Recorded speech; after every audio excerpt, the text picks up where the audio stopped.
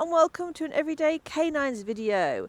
In this episode, in the Distance Handling 101 Foundation series, we're going to be looking at progressing on your weight. So hopefully you've been working with a mat and getting your dog to stay in a position before being released. Now we're going to progress that on. So we're going to add in an obstacle, and this can be where it can throw dogs a little bit when you have an actual obstacle, like a jump, especially when you've been doing the jump value, so they know what this is. So we're now combining two exercises, if you like, the value for the jump with a self-control exercise, which is coming from your weight. If you've ever watched my video at the start saying about self-control versus drive, you understand why it's so important to combine those two to enable your dog to understand that though you want them to be incredibly driven, they've also got to have that self-control. Now, you can use your mat if you want to here and continue on as you are. Or you can just go and practice your weight with the dog just sitting there. It depends what stage you're on. If you're still on the stage where you're using the mat for your weight, now would be a good time. Just keep practicing your weights around the house. Ask your dog to hold a position without the mat and then release them and reward. That's what I've been doing with Wagtail. So now we're going to progress and have him start sitting in front of a jump. You do not need to have a jump pole on. I have got a jump pole on, but you could equally have a puppy bump.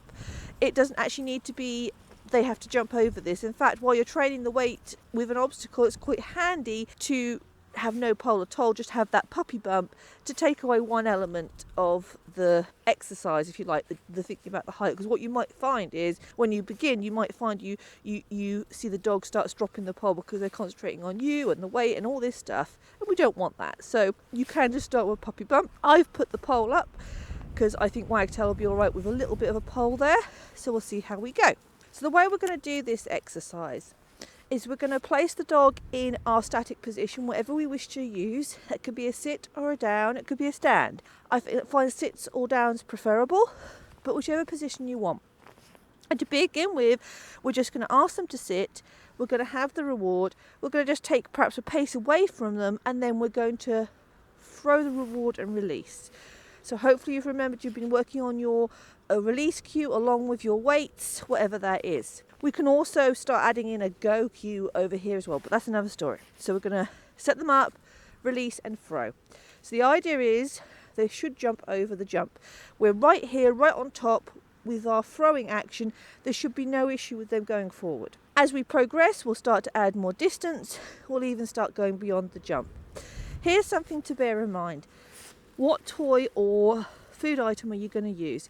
You can use either a regular toy like a ball or a tuggy, or you can use a food ball that you throw. The thing to bear in mind is how high value is that to the dog. Now, I've been working on this using the highest value toy that Wagtail likes, and that is his orange ball, which is in my pocket, and which is why I'm not getting it out right now, because he knows it's there. The orange ball he goes crazy for.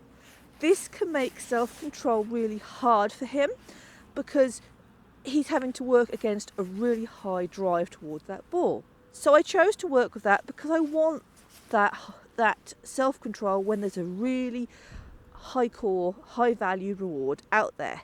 It's the way of reinforcing that self-control. But if your dog is struggling at that level, go to a lesser reward. If I went to a tennis ball, that would be a lesser reward for him. He's not so keen on tennis balls. If I went to food, it would be even less of a reward for him, because he's less keen on food at all. So you can reduce the value if your dog is struggling. So you need to play this with your dog and what level they're at. Some dogs will be able to work through even when there's a high value reward, some won't. With my other girls, if I got out my treat and train and had that set up, that causes them to, Magpie, that causes her to really struggle holding that weight when I get to a certain distance, because she wants that reward so much. We ultimately want to work up to that high value reward, because that is all part of training our dog that no matter the situation, no matter the arousal, we want you to hold self-control. But we may need to start this exercise with a lesser valued object. How we're going to do this? We're going to set Wagtail up in whichever position we want. I've got my ball. I'm going to have it in my hand. I'm going to just put it out of his sight so it isn't directly in his eye line, because he will fixate on it. And then I'm going to do as I said, let him go. Okay, Wags, sit. Okay, I'm going to be just here. Okay. Nice, good boy, well done. And Swift's incoming. So you see, I didn't push that weight too long. It was just a very simple sit, good boy, you're going to bring it back. And then I released him, not pushing it too long to the point where he starts to break it. You always work your weights. You either do distance or duration. You don't work the same thing in the same lesson until you've got them individually, because they're two different elements. What happens is people say, I'll start doing both at one. I'll walk out a metre and wait 30 seconds to release. Then you start to fail. You do them individually. So at this stage, we're just working on distance. We're not worrying about duration. That's an exercise we can do at another time. Sit. So this time I'm going to walk away a little bit. Okay. Nice. Good boy. He's got value for that jump. He knows going over a jump earns him the reward, so he automatically takes that. If your dog does not take the jump to the reward, even with you throwing that way, first of all, go back and put it on a puppy bump. Good boy. So that it's very easy for them to get over. Secondly, go back to that jump value and do a session on jump value before you do the session on self-control, just to remind them that this is what earns it. If necessary, you may have to withhold the reward until you're certain they're going to go over, or have them really close. If there's a puppy bump here and you can set them up here, it won't matter because they haven't got to take off a long way. And then that way, the easiest option for them to do is to go through those wings. Right, let's try next stage. Sit. It starts to get harder as the closer I get to this jump. So I've set him up, I'm going to this wing, I'm just about power over. Okay, good boy. He was so fixated on the toy, he wasn't paying attention to the jump. He was looking at where the toy was going to land rather than the jump pole. That's understandable, we get that. That tells me to be a little bit more delayed with my throw to give him a chance to think about what he's doing. But as you saw, I could get to there. Now, bear in mind, I'm going through this quickly. This took us weeks. I did not get to there until probably I started here, then I moved a little bit, then I moved a little bit, and then I finally got here. This took us weeks. We worked on this a session over the course of a week, perhaps 3 or 4 times. Then we moved to the next stage. I am going faster for the sake of this video. Take your time, go at the pace your dog needs. Sit. So this can be the really hard one when I start to go the other side of the jump, because this is when I'm starting to go out of sight. The context is change. Good boy. Okay. Good boy. So he held that nicely.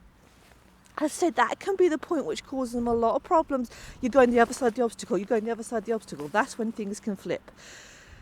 That's where you need to be patient. If necessary, you can do here and then just a little bit here. Take your time. You may need to go back and forth.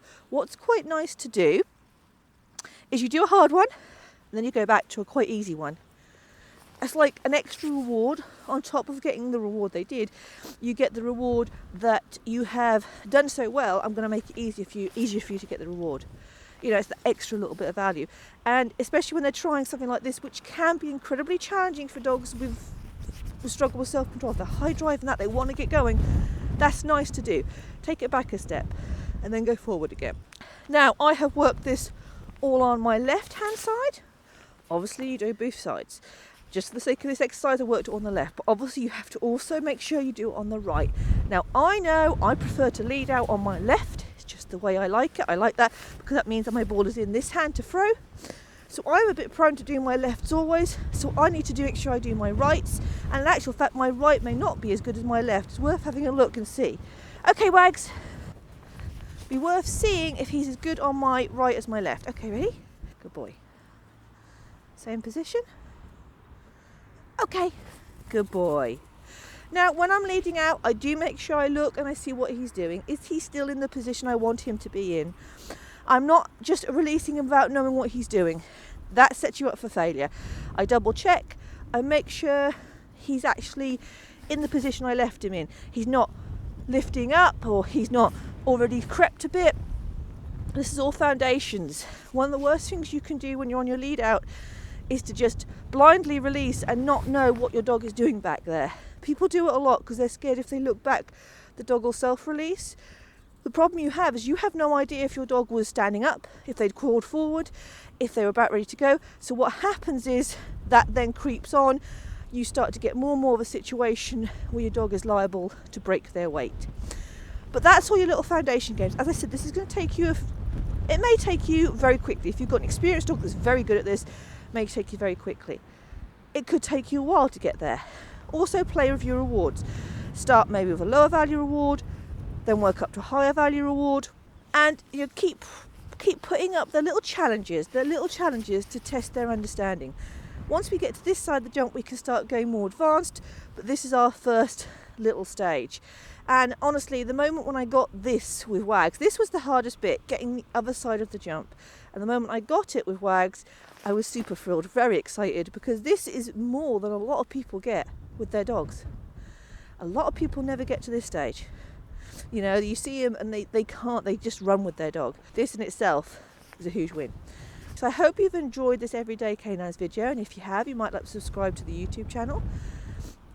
You can also press the notifications icon to tell you when new videos are coming out, and you can find us on Facebook and Instagram, and we have a website, everydaycanines.com. And I hope to see you all again very, very soon.